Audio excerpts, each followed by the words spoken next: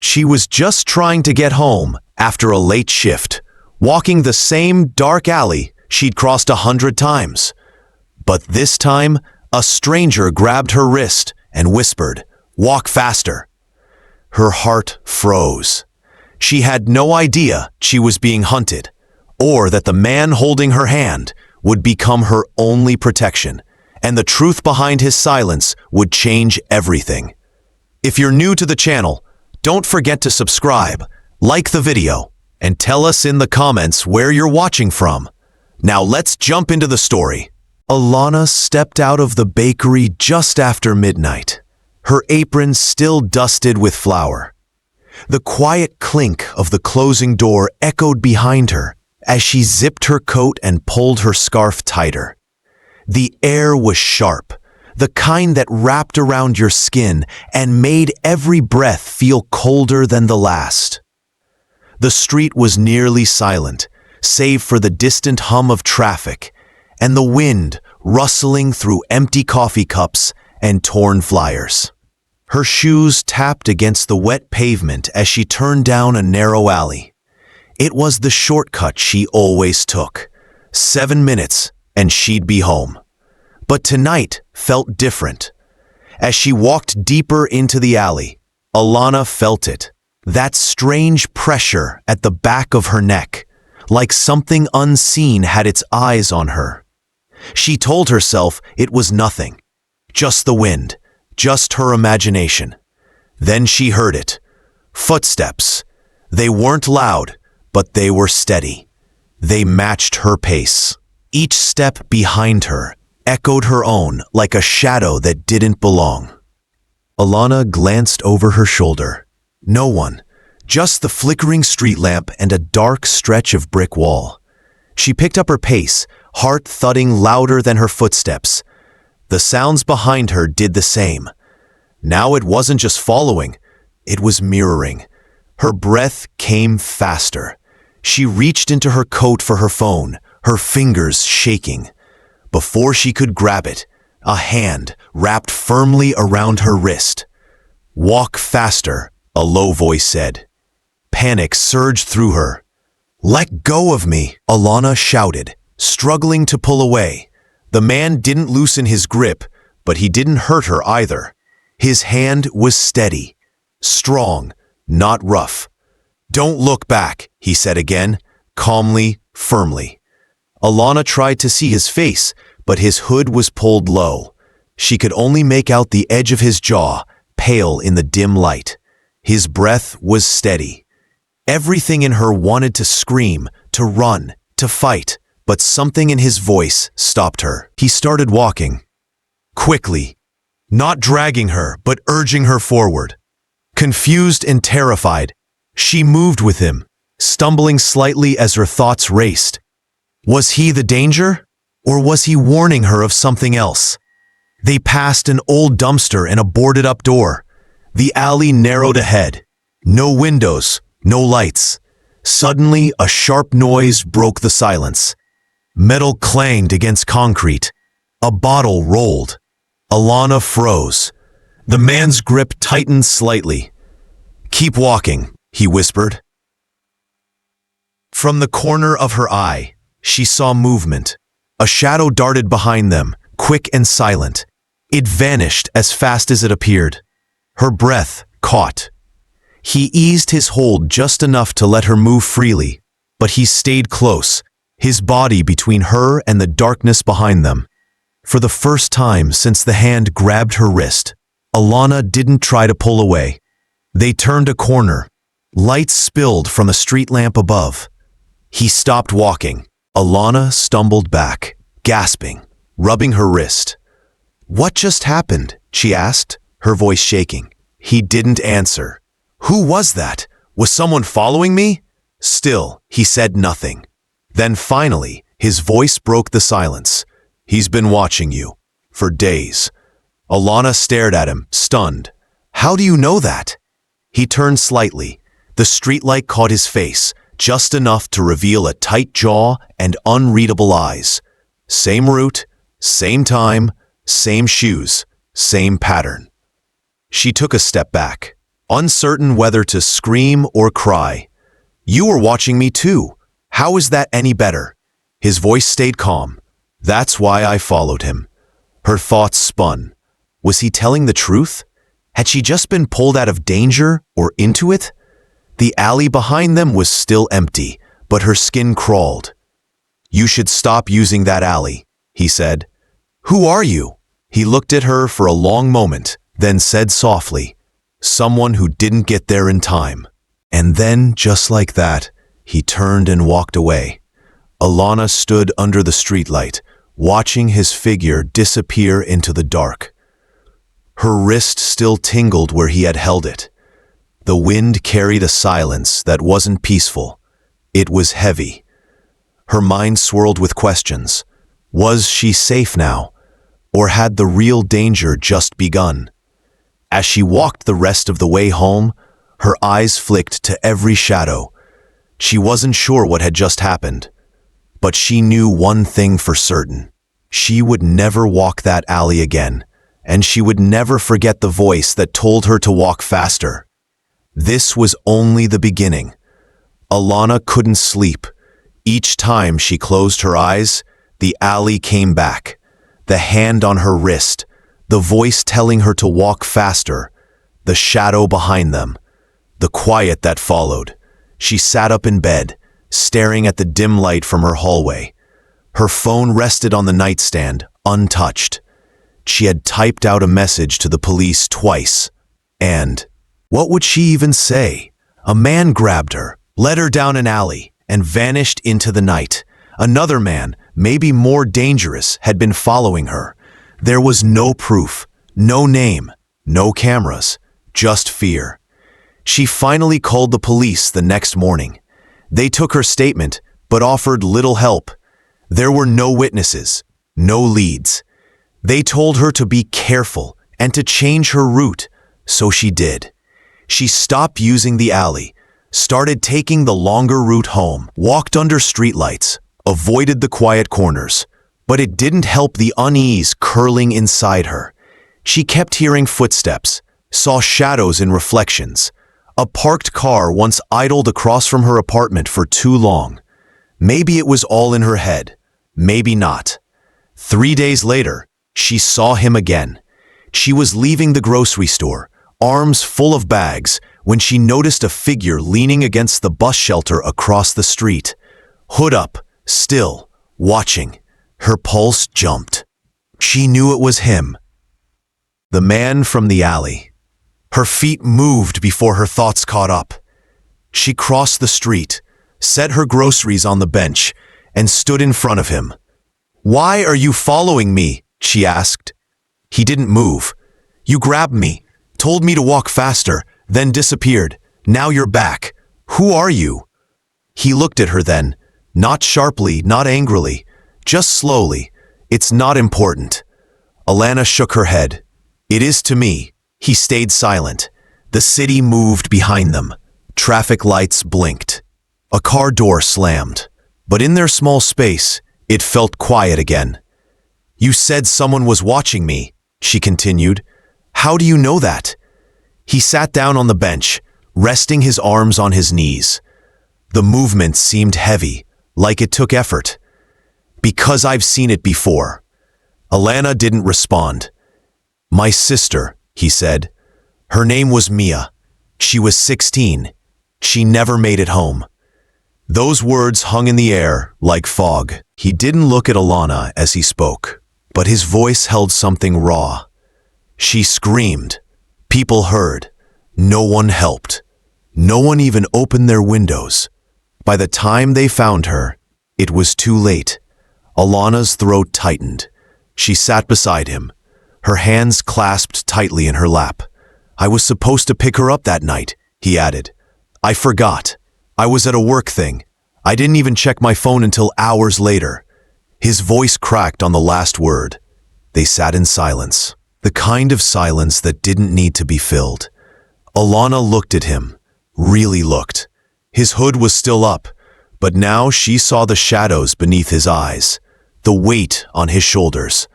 This man had been carrying something for a long time. "So now you walk the streets?" she asked quietly. "You follow people?" "Not people," he said. "Just the ones who look like they're walking the same path Mia did." Alana didn't know what to say. He stood. "You were being followed. I saw him near the bakery 3 nights in a row. Same clothes, same route. I waited to be sure. When I saw him in the alley, I stepped in." Alana stared up at him. "You saved me." "I did what I could," he said. "I can't change the past, but maybe I can stop it from happening again." "What's your name?" she asked. He hesitated, then said, "Noah." Alana stood too. "Thank you, Noah." He gave a small nod and turned to leave. "Wait," she said.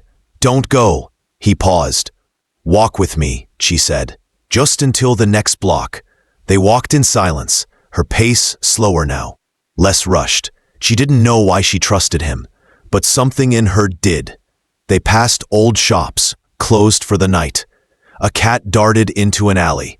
The sky was darkening with the weight of evening. When they reached the corner, Noah stopped. "This is far enough," he said. Alana nodded. "Will I see you again?" "Maybe," he said.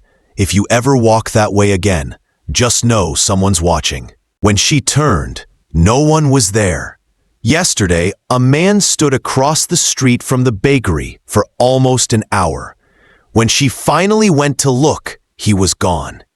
That evening, she left through the front entrance instead of the alley.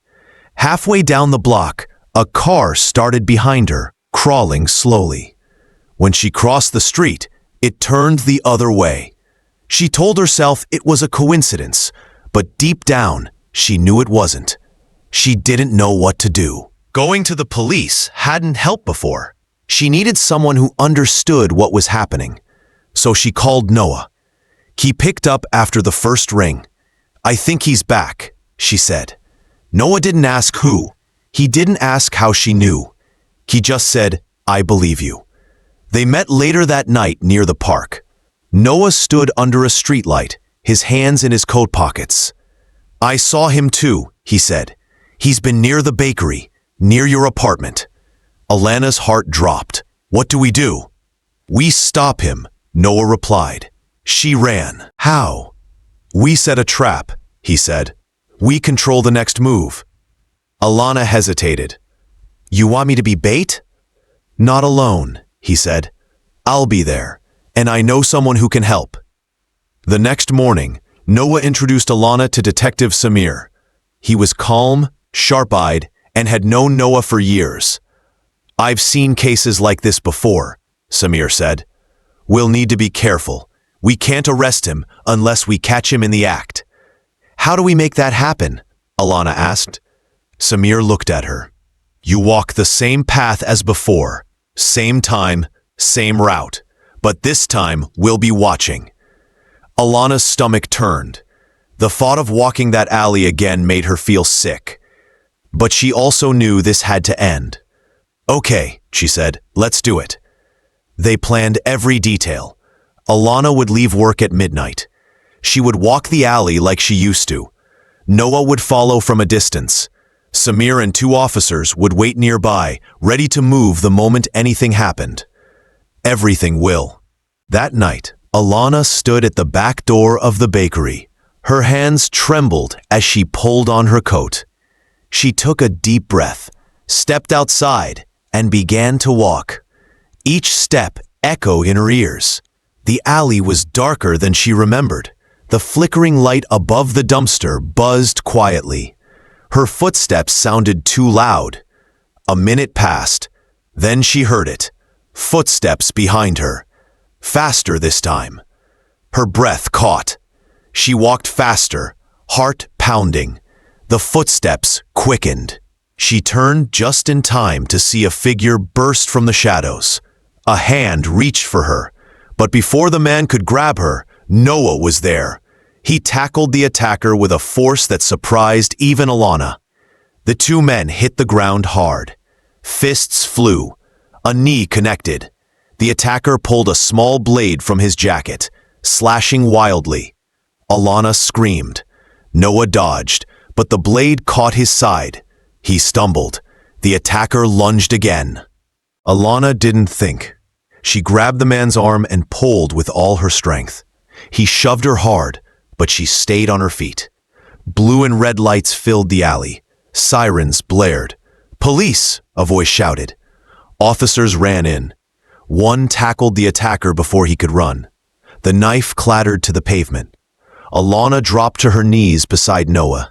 His shirt was soaked with blood. His face was pale, his breaths shallow. "Stay with me," she whispered. "Please stay with me." He blinked slowly, trying to focus. "You're okay," she said again, pressing her hands against the wound. "You're okay now." The paramedics arrived within minutes. Noah was loaded into the ambulance. Alana climbed in beside him, refusing to let go of his hand. In the hospital, everything moved fast. Doctors shouted. Nurses moved quickly. Alana stood frozen outside the double doors as they wheeled Noah away. A nurse approached her. "Do you know his name?"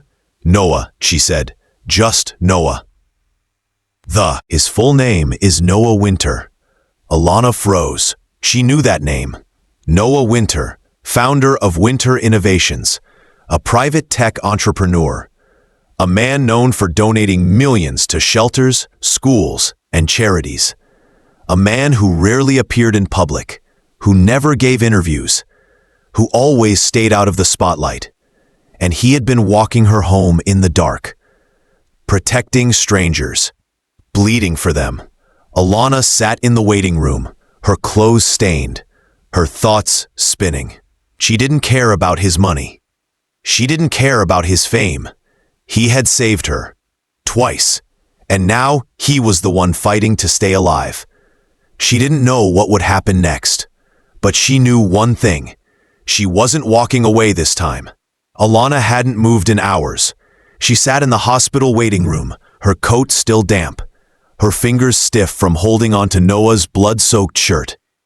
The world outside the glass windows had turned from night to dawn, but she hadn't noticed. Her eyes stayed on the double doors, waiting for someone, anyone, to come through with news.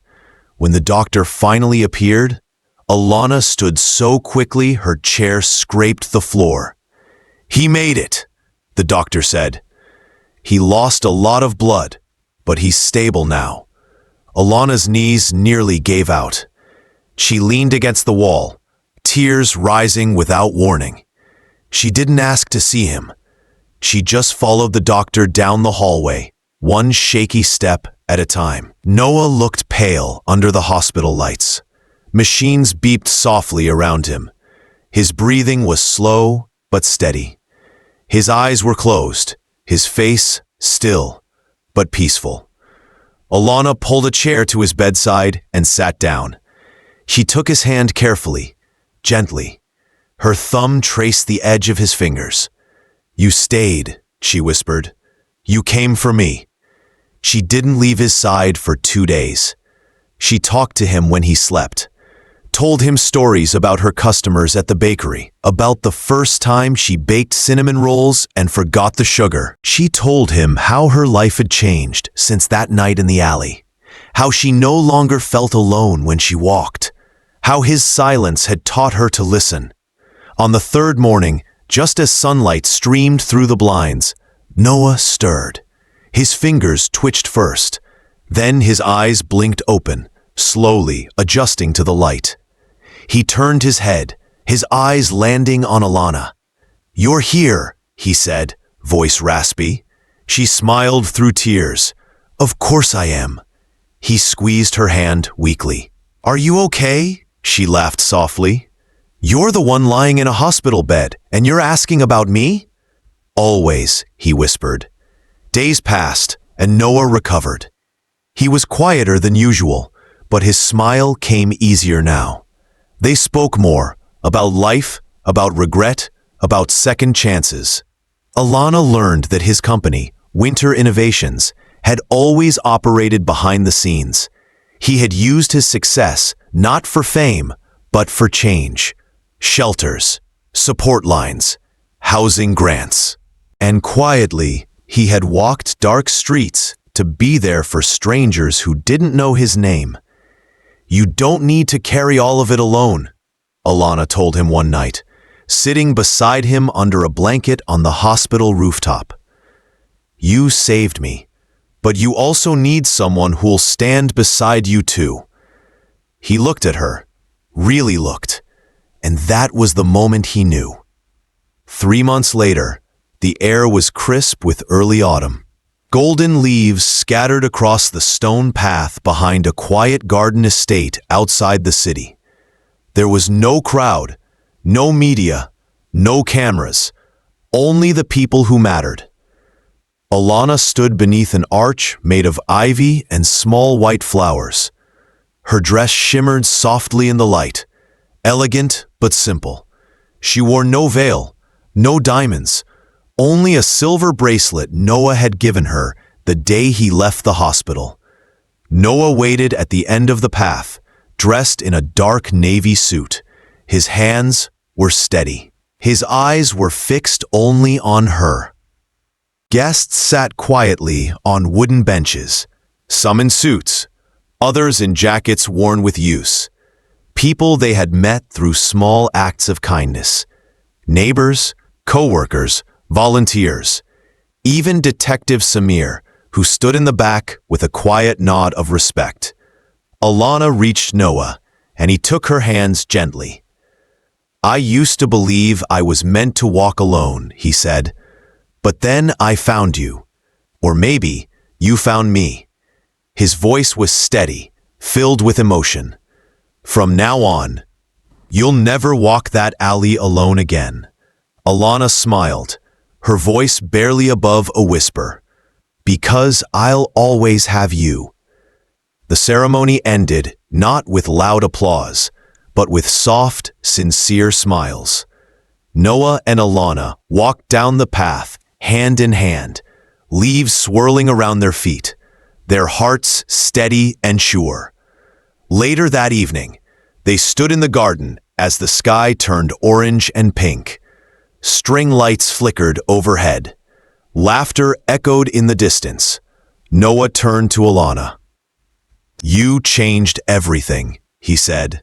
She shook her head. We saved each other. He reached into his pocket and pulled out a small folded paper. She opened it carefully and smiled. It was a printout of a donation confirmation. He had created a new fund in Mia's name. For young women in crisis. For second chances. Alana kissed his cheek and whispered, she would be proud. As night fell, the garden remained quiet, filled with warm light and gentle music. Noah and Alana danced slowly under the stars. Two people who had once been strangers in the dark, now together in the light. Not because they had planned it, but because something in both of them had decided enough was enough. The fear, the silence, the walking alone. They had turned their pain into purpose, and from that night forward, they walked together always.